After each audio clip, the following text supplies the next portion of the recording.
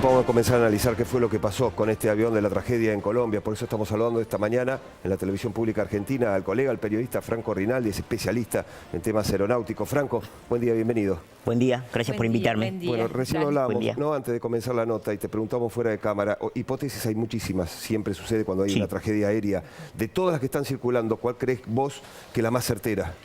No, me parece claramente que la más probable y la más consistente de acuerdo a la información disponible, a la historia del avión, a lo que estaba sucediendo alrededor de la empresa, es la falta de combustible. Además, con las imágenes que tenemos del accidente, una imagen muy compacta de un avión que no explotó, que hace un agujero en la montaña, prácticamente en el cerro o en el morro, pero que no explotó, ¿no? Había solo olor a, incluso algunos testimonios dicen que había solo olor a goma quemada, pero no se ve que haya explotado y que de hecho eso explica probablemente que se hayan salvado 5 vidas, ¿no? Ajá. Ahora, no se puede predecir cómo se puede volar con tan poca autonomía, 4 horas y media de autonomía y ya iban 4 horas 20, ¿no se planifica esto? Yo creo que acá lo que hay es un gran escándalo. Esto es un escándalo de proporciones. No es que no haya sucedido incluso en otros países, incluso en la Argentina, lo que sucede es que como acá terminó en tragedia, tenemos un escándalo que probablemente tenemos esperanza de que esto termine en que haya alguna modificación, por ejemplo, en cómo la Conmebol casi que obliga a los clubes a que tengan que tomar una compañía chartera, porque esta era una chartera de un solo avión, que sin embargo consiguió poder tener a Chapecoense, que iba a jugar su primera final internacional, de rehén de una empresa, que tenía 2 dueños y un avión. Digo, acá hay una serie de irregularidades escandalosas que me parece que en las cuales van a tener que dar muchas explicaciones, porque cuando la ANAC de Brasil dice este avión por regulaciones, por tener matrícula boliviana, no puede volar entre Brasil y Colombia, la pregunta es ¿por qué Chapecoense no puso en un avión de matrícula de Brasil o de Colombia, digo, Avianca, Latam, Gol, Azul? ¿Por qué no puso otro charter? ¿Por qué se tuvo que someter al charter, al mismo charter que llevó nuestra selección argentina? ¿No? Digo, las piernas de Messi valen más que lo que vale esta empresa. Y esta empresa transportó a la selección argentina. Ya había transportado a Chapecoense también. Digo, ahora, este avión claramente, independientemente de que a mí me parece que todavía tenemos que ver cómo estaba la hoja de mantenimiento, etcétera, etcétera, estaba en una situación muy complicada para poder cumplir este rango de vuelo, y evidentemente no tenía los 30, 40 minutos más de combustible que exige la norma vigente internacional. Entonces, este es el problema de una chartera, que no es que porque era chartera, o como algunos otros dicen, porque era low cost. No era low cost, era una chartera. Sino el problema acá es que esta empresa tenía una convivencia, ¿sí? Y tal vez algún abogado encuentre otra figura legal con la Conmebol, que ciertamente es inexplicable. Había casi una obligación de usar esta aeronave, de esta empresa, de los equipos que se trasladaban por la Sudamericana, por ejemplo. Franco, a ver, se supo que había otro avión en emergencia, no solamente el avión de la tragedia, que la torre de control le dio prioridad a este avión. Luego el piloto de la aeronave de la tragedia le avisa a la torre de control que está en una situación muy complicada. A ver, corregime si me equivoco. Da la sensación que el piloto, después de escuchar el audio con la torre de control, no cuenta toda la verdad. Le dice, estamos en emergencia, problema... Le falta el último dato. El último dato. Yo también estoy en emergencia. Nos quedamos sin combustible y también estamos en emergencia. No cuenta toda la verdad, ¿o sí? Bueno, hay varios audios que están dando vuelta, ¿no? Algunos son apócrifos. Yo escuché incluso un audio de un piloto aparentemente de Avianca, que era uno de los 3 que estaba en espera, que cuenta cómo el Viva Colombia se declara en emergencia y por eso consigue poder tener prioridad en el aterrizaje en el aeropuerto de Medellín. Entonces, lo que tenemos acá son una serie de testimonios, algunos extraoficiales incluso, los cuales nos dicen que evidentemente la tripulación no se declaró en emergencia debido a falta de combustible. Hay antecedentes de esto en la historia de la industria aerocomercial, hay antecedentes. Con lo cual lo hace no improbable, sino que lo hace más probable. Franco, mira, tenemos el audio del piloto de Avianca, vos recién lo mencionabas, sí. Lo compartimos, lo analizamos con Franco, a ver.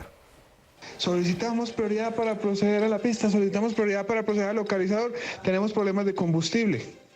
Me acuerdo que el comandante dijo, es que tiene problemas de combustible y no se va a declarar en emergencia. El man en ese momento no se declaró en emergencia. Entonces la controladora le dijo como, no sé qué, tenemos un problema en ese momento, un avión está aterrizando de emergencia, no se puede proceder. Y él, procedemos, tenemos problemas de combustibles. Y empezaron a bajar y se metieron a toda para abajo. Entonces la controladora mismo nos dijo, Avianca 9256, vire izquierda rumbo, yo no sé qué, y nos metió a un rumbo y el man nos pasó por el lado para abajo. Nosotros vimos incluso las luces del avión cuando pasó bajando.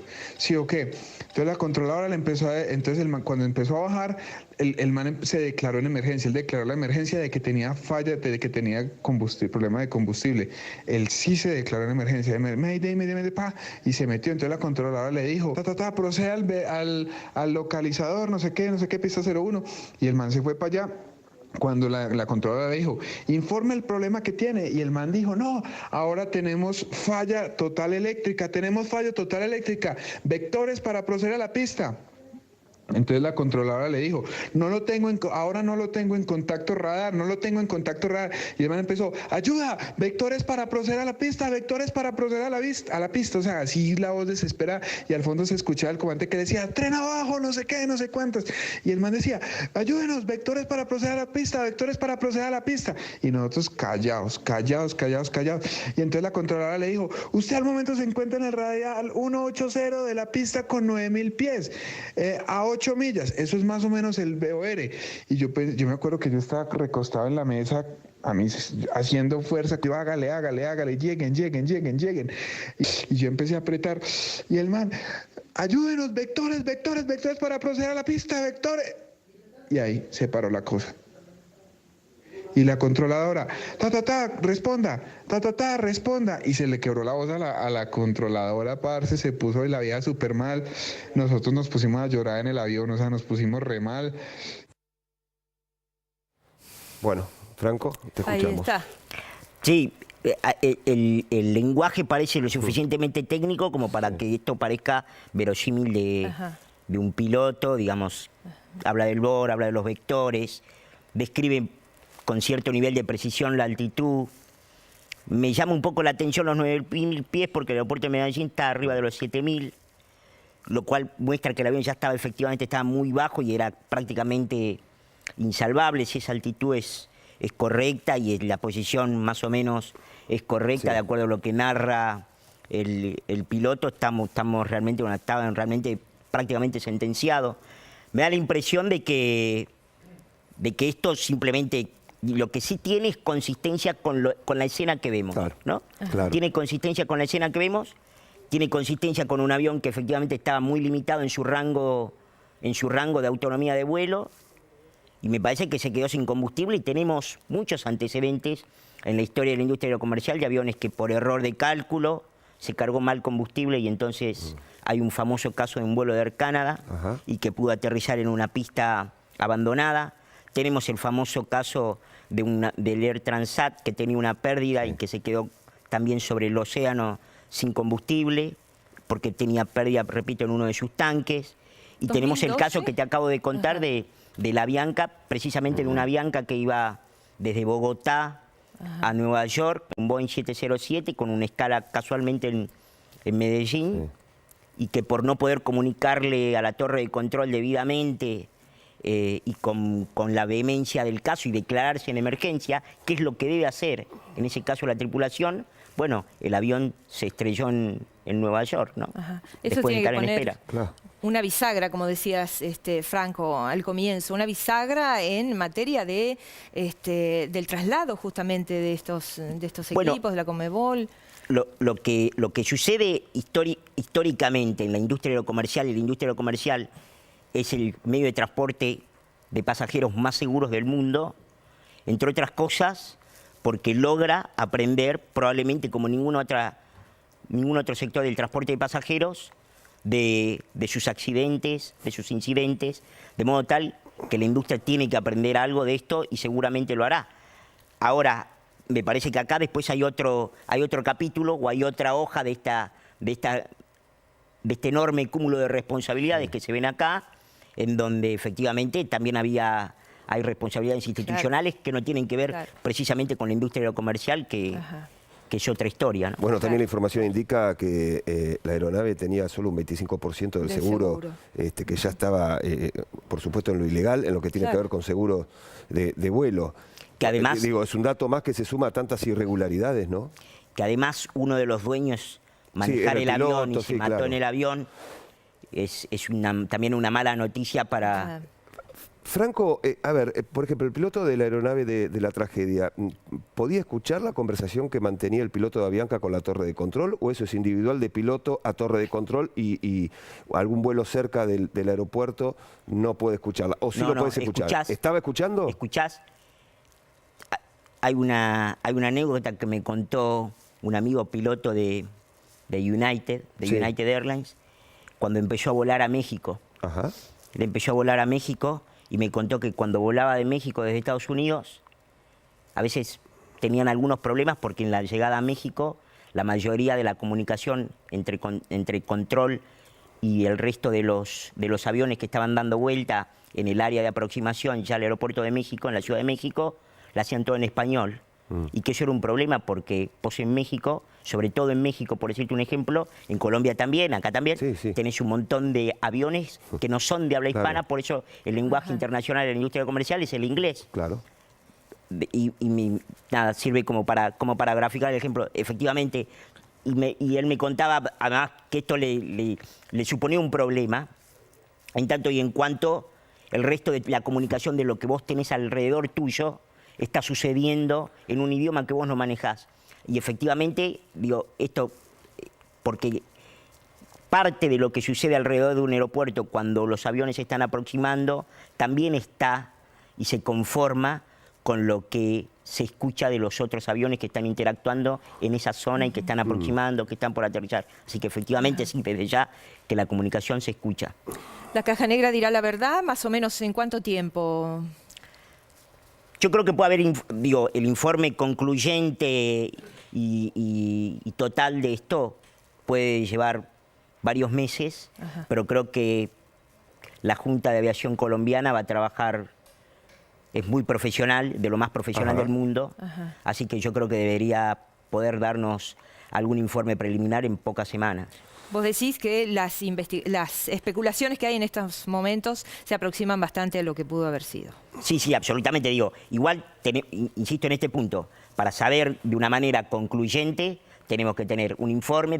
El informe del vuelo del Air France, que iba de Río de Janeiro y que se cayó en el Atlántico, que iba de Río de Janeiro a París, demoró 2 años, una vez que encontraron las cajas negras, en tener un informe total, y era la BEA, que es el organismo de investigación de Francia. Acá, me parece... Acá no están tan deterioradas como estaban las cajas negras de Air France que terminaron en el océano, ¿o no tiene nada que ver? No, es un proceso... Se encontraron rápido, rapidísimo. Acordate que las cajas negras del Air France tardaron mucho tiempo en encontrarlas. No, yo te digo además, después de que se encontraron, se demoró 2 años en el informe concluyente y final, demora más o menos eso, porque vos tenés que juntar un montón de piezas, va a haber que juntar el avión, hay que ver si se puede reconstruir lo más que se puede el avión, habrá que ver si tenemos pasajeros que continúan con vida, sus testimonios también van a ser relevantes para la construcción de la investigación.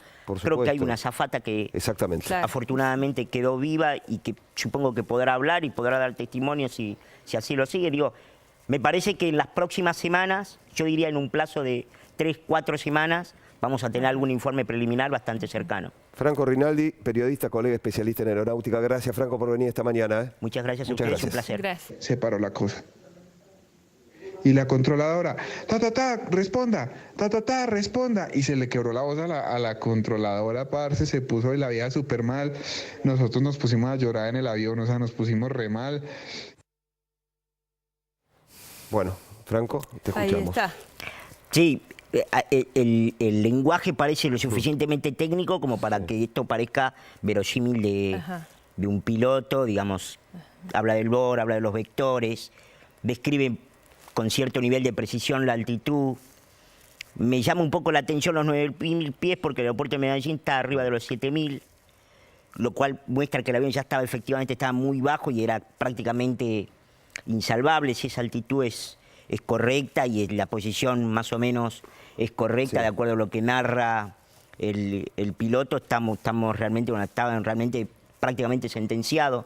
Me da la impresión de que esto simplemente, lo que sí tiene es consistencia con la escena que vemos, ¿no? Claro. Tiene consistencia con la escena que vemos, tiene consistencia con un avión que efectivamente estaba muy limitado en su rango de autonomía de vuelo, y me parece que se quedó sin combustible, y tenemos muchos antecedentes en la historia de la industria aerocomercial de aviones que por error de cálculo se cargó mal combustible y entonces hay un famoso caso de un vuelo de Air Canada y que pudo aterrizar en una pista abandonada.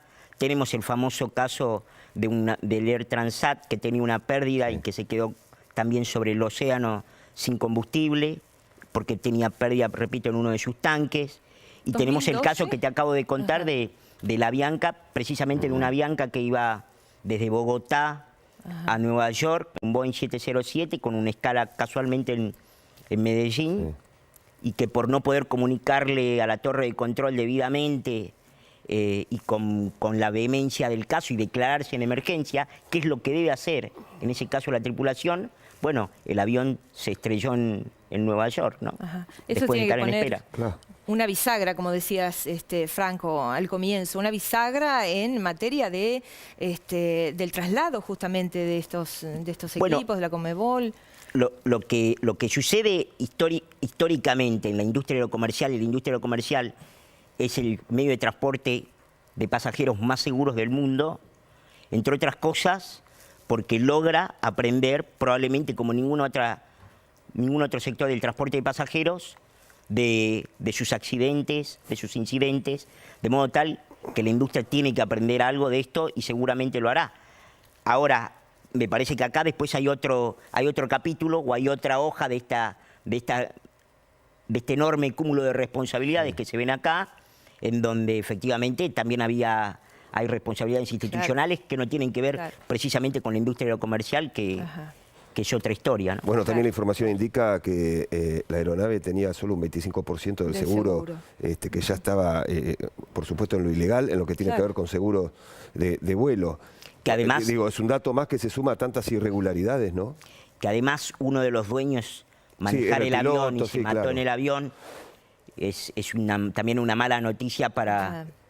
Franco, a ver, por ejemplo, el piloto de la aeronave de la tragedia, ¿podía escuchar la conversación que mantenía el piloto de Avianca con la torre de control? ¿O eso es individual de piloto a torre de control y algún vuelo cerca del aeropuerto no puede escucharla? ¿O sí lo puedes escuchar? ¿Estaba escuchando? ¿Escuchás? Hay una anécdota que me contó un amigo piloto de United Airlines, cuando empezó a volar a México.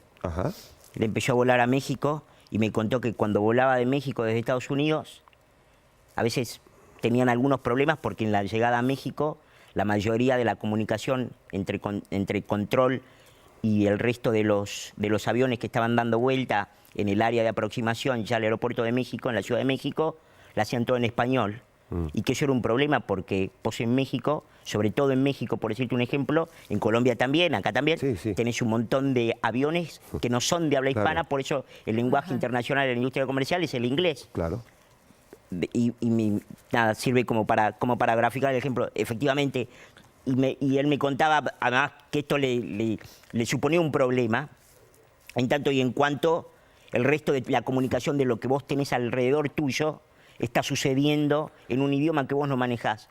Y efectivamente, digo, esto, porque parte de lo que sucede alrededor de un aeropuerto son una serie de testimonios, algunos extraoficiales incluso, los cuales nos dicen que evidentemente la tripulación no se declaró en emergencia debido a falta de combustible. Hay antecedentes de esto en la historia de la industria aerocomercial, hay antecedentes. Con lo cual lo hace no improbable, sino que lo hace más probable. Franco, todavía. mirá, tenemos el audio del piloto de Avianca. Vos recién lo mencionabas. Sí. Lo compartimos, lo analizamos con Franco. A ver. Solicitamos prioridad para proceder a la pista, solicitamos prioridad para proceder al localizador, tenemos problemas de combustible. Me acuerdo que el comandante dijo, es que tiene problemas de combustible y no se va a declarar en emergencia. El man en ese momento no se declaró en emergencia. Entonces la controladora le dijo como, no sé qué, tenemos un problema en ese momento, un avión está aterrizando de emergencia, no se puede proceder. Y él, procedemos, tenemos problemas de combustibles. Y empezaron a bajar y se metieron a toda para abajo. Entonces la controladora mismo nos dijo, Avianca 9256, vire izquierda rumbo, yo no sé qué, y nos metió a un rumbo y el man nos pasó por el lado para abajo. Nosotros vimos incluso las luces del avión cuando pasó bajando. ¿Sí o qué? Entonces la controladora le empezó a, entonces el man, cuando empezó a bajar, el man se declaró en emergencia. Él declaró la emergencia de que tenía falla, de que tenía problema de combustible. Él sí se declaró en emergencia. Y se metió. Entonces la controladora le dijo, procede al localizador, no sé qué, pista 01. Y el man se fue para allá. Cuando la controladora le dijo, informe el problema que tiene, y el man dijo, no, ahora tenemos falla total eléctrica, vectores para proceder a la pista. Entonces la controladora le dijo, ahora no lo tengo en contacto radar, Y el man empezó, ayuda, vectores para proceder a la pista, a la pista. O sea, así la voz desesperada, y al fondo se escuchaba el comandante que decía, tren abajo, no sé qué, no sé cuántos. Y el man decía, ayúdenos, vectores para proceder a la pista, Y nosotros callados. Y entonces la controladora le dijo, usted al momento se encuentra en el radial 180 de la pista con 9000 pies, a 8 millas, eso es más o menos el VOR. Y yo me acuerdo que yo estaba recostado en la mesa, a mí haciendo fuerza, que yo hágale, lleguen. Y yo empecé a apretar, y el man, ayúdenos, vectores para proceder a la pista, vectores. Y ahí. De Brasil o de Colombia, digo, Avianca, Latam, Gol, Azul. ¿Por qué no puso otro charter? ¿Por qué se tuvo que someter al charter? Al mismo charter que llevó nuestra selección argentina. ¿No? Digo, las piernas de Messi valen más que lo que vale esta empresa. Sí. Y esta empresa transportó a la selección argentina. Ya había transportado a Chapecoense también. Sí, claro. Digo, ahora, este avión, claramente, independientemente de que a mí me parece que todavía tenemos que ver cómo estaba la hoja de mantenimiento, etcétera, estaba en una situación muy complicada para poder cumplir este rango de vuelo, y evidentemente no tenía los 30, 40 minutos más de combustible que exige la norma vigente internacional. Entonces, este es el problema de una chartera, que no es que porque era chartera, o como algunos otros dicen porque era low cost, no era low cost, era una chartera. Sino el problema acá es que esta empresa tenía una convivencia, ¿sí? Y tal vez algún abogado encuentre otra figura legal con la Conmebol, que ciertamente es inexplicable. Sí, había casi una obligación de usar esta aeronave, de esta empresa, de los equipos que se trasladaban por la Sudamericana, por ejemplo. Franco, a ver, se supo que había otro avión en emergencia, no solamente el avión de la tragedia, que la torre de control le dio prioridad a este avión. Luego el piloto de la aeronave de la tragedia le avisa a la torre de control que está en una situación muy complicada. A ver, corregime si me equivoco. Da la sensación que el piloto, después de escuchar el audio con la torre de control, no cuenta toda la verdad. Le dice, estamos en emergencia, problema... Le falta el último dato. El último dato. Yo también estoy en emergencia. Nos quedamos sin combustible y también estamos en emergencia. No cuenta toda la verdad, ¿o sí? Bueno, hay varios audios que están dando vuelta, ¿no? Algunos son apócrifos. Yo escuché incluso un audio de un piloto aparentemente de Avianca, que era uno de los 3 que estaba en espera, que cuenta cómo el Viva Colombia se declara en emergencia y por eso consigue poder tener prioridad en el aterrizaje en el aeropuerto de Medellín. Entonces, lo que tenemos acá Nos ocupamos de comenzar a analizar qué fue lo que pasó con este avión de la tragedia en Colombia. Por eso estamos saludando esta mañana en la televisión pública argentina al colega, al periodista Franco Rinaldi, es especialista en temas aeronáuticos. Franco, buen día, bienvenido. Buen día, gracias por invitarme. Bueno, recién hablábamos, ¿no? Antes de comenzar la nota, y te preguntamos fuera de cámara, hipótesis hay muchísimas, siempre sucede cuando hay una tragedia aérea. De todas las que están circulando, ¿cuál crees vos que la más certera?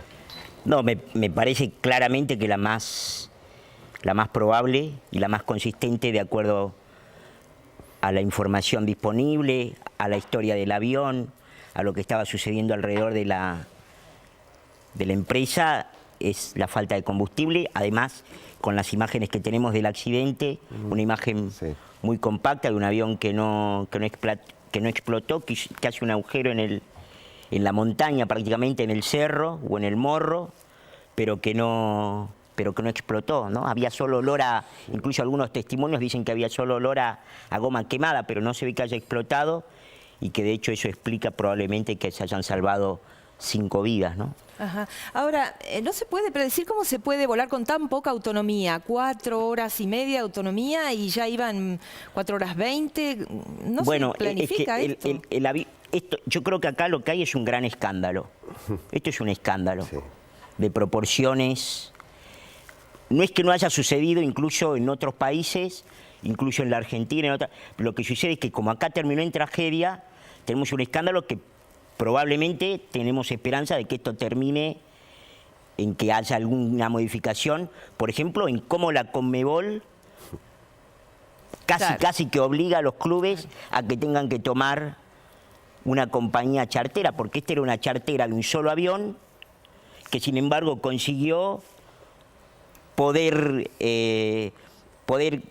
tener a Chapecoense, que iba a jugar su primera final internacional, de rehén de una empresa, que tenía 2 dueños y un avión. Digo, acá hay una serie de irregularidades escandalosas que me parece que en las cuales van a tener que dar muchas explicaciones, porque cuando la ANAC de Brasil dice este avión por regulaciones, por tener matrícula boliviana, no puede volar entre Brasil y Colombia, la pregunta es ¿por qué Chapecoense no puso en un avión de matrícula